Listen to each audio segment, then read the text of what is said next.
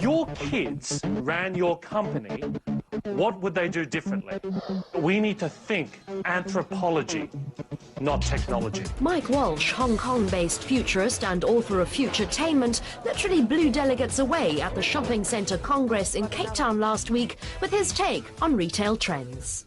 At the heart, most companies are trying to answer a very difficult question, which is how are consumers in the future going to change the way that they behave? And really at the heart of that question is what's going on with generations. Anyone born after 1994 has essentially grown up in a world only knowing the web. So their worldview is completely different to you and I. And the way they see brands, the way they see content and media, and even the way they think about things like shopping is radically different. I like to think of them as the naturals or the internet generation. Mike believes that the way we shop is going to change radically, and the naturals are leading the way. When the internet first came in, a lot of people were saying that it's the end of normal shopping. And what we forgot is that we're, at the end of the day, human beings, and we're very social and we like entertainment. So I don't think you'll see the death of shopping malls or retail outlets. But what you will need in those physical spaces is a sense of entertainment. Some luxury international brands are trying out some novel new ideas. One of the coolest things that I saw recently was in Madrid.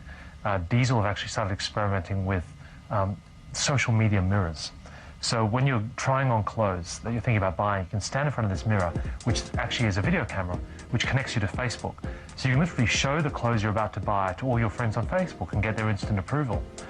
And it's brilliant because not only do you fall under peer pressure to actually buy something. I mean, how many teenage girls are going to say, no, don't buy it? You actually potentially influence thousands of other people. Another runaway success has been the Tokyo Girls collection in Japan. But what makes these shows interesting is that on average they'll sell about 700,000 US worth of merchandise. But they haven't actually sold it because people have gone into stores later or even bought it on the internet. What's happened is that literally, as the clothes are walking past on the stage, these screaming teenage girls are holding up their phones, and the phones recognize the dress as it walks past, and they click buy, and the goods get shipped automatically from the warehouse, and the cost of the dress gets deducted from their mobile phone bill. Other retailers embraced and encouraged the marketing of their brands through teenage YouTube haul bloggers.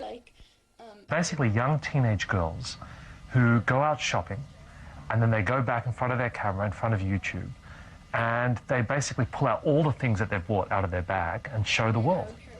Now, you ask yourself, who would watch something like this? It turns out millions of people.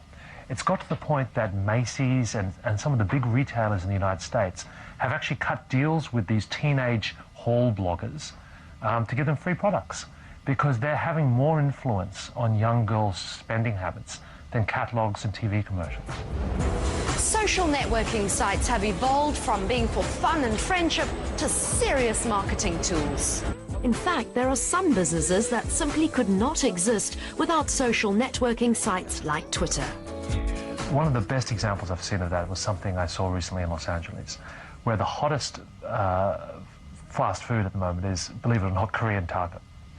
But what's really crazy about these Koji barbecue trucks is that the only way you can find them is by following them on Twitter. They've got over 100,000 people following them, and what happens is that they'll send out a tweet saying at 3 p.m. we'll be on the corner of Hollywood and Vine. There'll be literally 100 people on the street waiting for the barbecue truck to arrive. And when the truck arrives, everyone lines up and gets their tacos. They call in a second truck if there's too many people there. But then instantly, the trucks leave, they send out another tweet. They're going to be to another random location in Los Angeles, and people follow on their phones. So it's a fast food flash mob. And it's a great example of a business that, you know, has not only embraced social media because it's the interesting thing to do, they couldn't exist without it.